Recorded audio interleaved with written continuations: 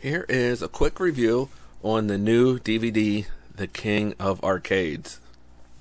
First of all, I think the name is deceiving. I would have called this DVD, I Am Richie Knucklez.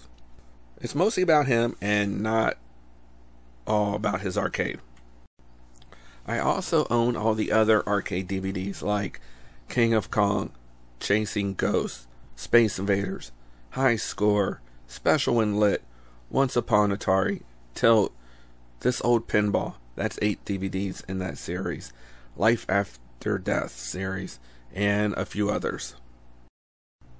Okay, I first want to say that Richie seems like a really cool guy. Actually, someone I'd want to hang out with in an arcade. Well, the first 2/3 of the movie is really interesting. Shows some video game history, arcade history. There's some arcade walkthrough footage. Warehouse raid footage is included. There's a visit to TNT Amusement, which is really nice. Then footage from the Donkey Kong competition. That footage is really cool. It's great to see all these old arcade classics running in one place. And looks like they're running really nice. Restored very nice. Some of the stars in this DVD is Billy Mitchell, Steve Wiebe, Eugene Jarvis, and Walter Day. Then there's some negatives. Like there's too much of Richie's band Knuckle Sandwich. I thought this was an arcade DVD. The name is King of Arcades, not Knuckle Sandwich. Then there's the family barbecue in the backyard with a birthday party. And again, do we need Walter Day singing a song? I'm pretty sure he already did that in King of Kong. Or it was one of my other arcade DVDs. I don't know. I try to block that from my mind. Sorry, Walter. Another huge negative for me was there was a number of repeat footage. Some of this footage was already used in Chasing Ghosts, like the Life magazine shoot and that incredible stuff. I already seen it, so it feels like it was just copied. So this is basically a DVD about Richie Knucklez. There's arcade footage in it. Actually, there's about 57 minutes of arcade footage in here. So if you love old arcade games or old arcades, and if you already own King of Kongs or Chasing Ghosts, then you're probably going to want to get this DVD. If you don't have any arcade DVDs like that list I showed at the start, then you're going to want to buy King of Kongs Chasing Ghosts before this one. This one's just not arcade focus.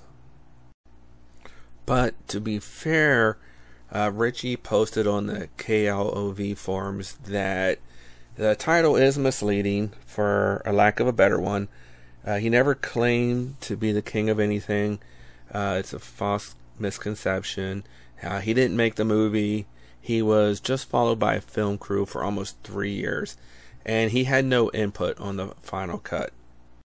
Now here's a part that I found confusing. It looks like it's New Year's Eve. There's a ball dropping, and then the story goes 2 days later. So let's say that's January 2nd or 3rd, and now Richie's talking about business, about December, and then January was good and February was better, and the timeline doesn't fit. Watch this. 10, 9, 8, 7, 6, 5, 4, 3, 2, 1.